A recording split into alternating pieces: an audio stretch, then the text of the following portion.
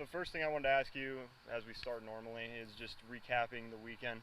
I know that last game wasn't exactly the way you wanted to finish out the series against Northwestern, but can you just tell me about the overall thoughts? Yeah, no, it was a tight series. Kind of could have went either way, and they're the ones that had the last at bat, so sometimes it works out. But I thought for the most part our guys threw well. We just had really probably just a couple of bad innings, and just how the game works sometimes. You guys have been really close. They're getting after it. They're giving everything they got, and now we got to sit and wait. And that's just. But we're in the tournament, and then now it's about getting healthy and trying to line yourself up and honestly scoreboard watching a little bit right now, and so that's where we're at, and may as well enjoy it.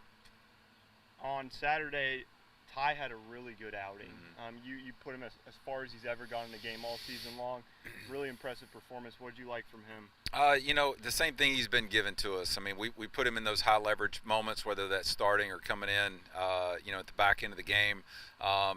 Every time we've called his name, the guy's shown up, and couldn't be more proud of what he's overcame this year, and having a bounce back from the back end of last year. Just anytime he's out there, we feel like we got a chance.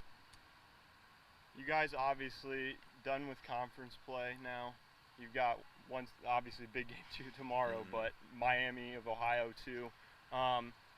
Is it kind of a renewed sense of like it's a new season now as you head into the tournament? It's like, all right, I know we want even 500 in conference play, but now we have a whole new level playing field where everybody's going to have to play each other coming into the tournament here. Yeah, I mean we've had the non-conference bye before, and so it almost kind of allows you to catch your breath a little bit, just play baseball, and so yeah, it's enjoyable. It feels a little bit different. Hopefully you'll see the guys play a little bit looser, try to get some other guys some opportunities, and hey, the other part is just line our pitching up, and try to get our guys and not overextend them, and get them lined up to ready to get after in a conference tournament next week. I know tomorrow's always you've been back home at LSU where you went multiple times, but it's got to be special to go back there every time and have an opportunity to play a caliber of team like this, especially at the end of the season when you're trying to figure things out as you go into tournament play where games are going to be tight and hard to win. So what do you like about being able to travel back to Baton Rouge tomorrow and have that matchup? Well, it's going to be great competition. We saw those guys during the fall, and they're everything that everybody's talked about. That's why they were the number one team in the country for 11, 12 straight weeks, and they're still knocking on the door on that. And they've got other stuff ahead of them, just like we have other stuff ahead of us. And so it'll be a good competition. I know our guys are excited about it, and the main thing is you want to see guys do well.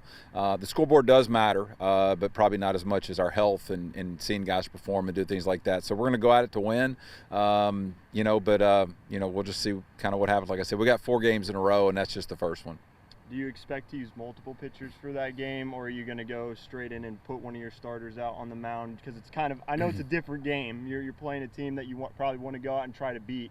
Do you change up the strategy of putting out just a single pitcher that you would maybe use in a series? Well, I mean, we're going to start Derek Cherry, and Derek's got a chance to give us a little length and a little depth into the ball game, and we'll see kind of how it goes. And how we manage the game is really dependent upon kind of where the score is, when he exits, and we'll just play the game like that. So we're gonna shoot at him to win. I can promise you that. I mean, I think anytime you get a chance to play, you play to win.